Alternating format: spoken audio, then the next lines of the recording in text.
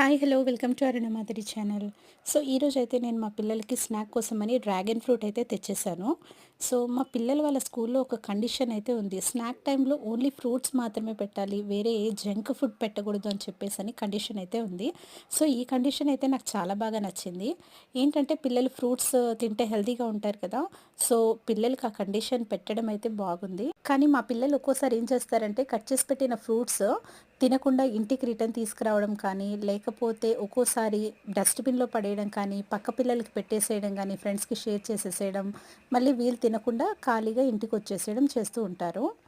అలా చేయకూడదని చెప్పేసి నేనైతే వాళ్ళకిష్టమైన ఫ్రూట్స్ మాత్రమే కట్ చేసి స్నాక్‌కి పెడతాను. సో, ఫ్రూట్స్ అంటేనే హెల్త్‌కి చాలా మంచిది కదా! సో, ఇష్టం లేని ఫ్రూట్ అంటే వాళ్ళకి టేస్ట్ అనిపియని ఫ్రూట్ ఏదైతే ఉంటుందో, అది నేను ఇంటికొచ్చిన తర్వాత మాత్రమే పెడతాను. నా కళ్ళ ముందు కూర్చొని తినిపిస్తాను. సో, ఇలా మీ పిల్లలు గనక ఉంటే గనక నాకు కామెంట్ బాక్స్‌లో కామెంట్ చేయండి.